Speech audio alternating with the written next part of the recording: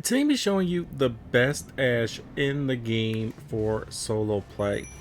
Now, I'm not even going to attempt to do damage to either one of these bosses. I am going to see if my Mimic can finish them off. Now, I'm also going to be telling you how you can make your Mimic a little bit stronger. So, the Mimic gets everything that you have equipped. It gets all your flasks, it gets all your weapons, it gets all your spells. It is you.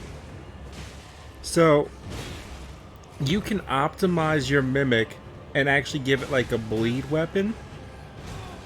And you can have it bleeding the enemy while you're doing ranged attacks. Or you could give it a shield and a greatsword while you're doing ranged attacks, so you could have it being magic. But to do that, you are going to need a little bit, and that's one boss down. This is, by the way, on New Game Plus. Just New Game Plus 1. Oh, he just got the crit. Let's go, Mimic. Look at his health bar, too. He fucking wrecked him. Oh my gosh, it's just too OP.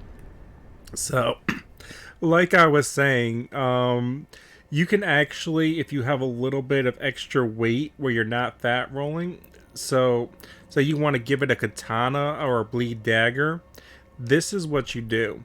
When you enter the boss fight, you're going to put the bleed weapon in your hand, and then you'll dual wield it, unless you want to give him a shield for some reason. So you'll dual wield the bleed weapon. This way, he doesn't have access to the shield, and he doesn't have access to the other weapon. He'll get everything you have, but he also does mimic your exact left and right when you summon him in.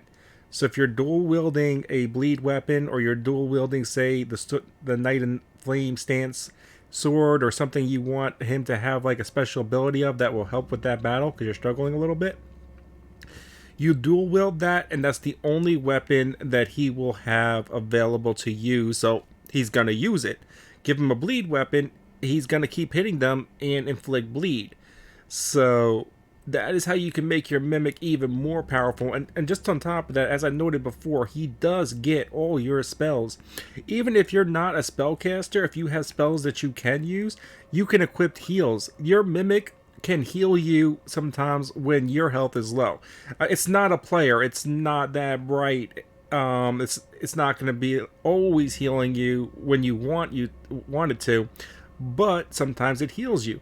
Sometimes it gives itself buffs. Like, you might as well just have some of them things on, unless you think that that's not the best idea for that fight. Just saying, you can do that too. And it gets all your potions and your inventory here. So while using the Mimic, I wouldn't have things like daggers and stuff like that unless you're definitely going to use it. Simply just have the potions for it to use. That's all it needs. But it gets all your armor, everything. It's just the most beast Ash for solo play.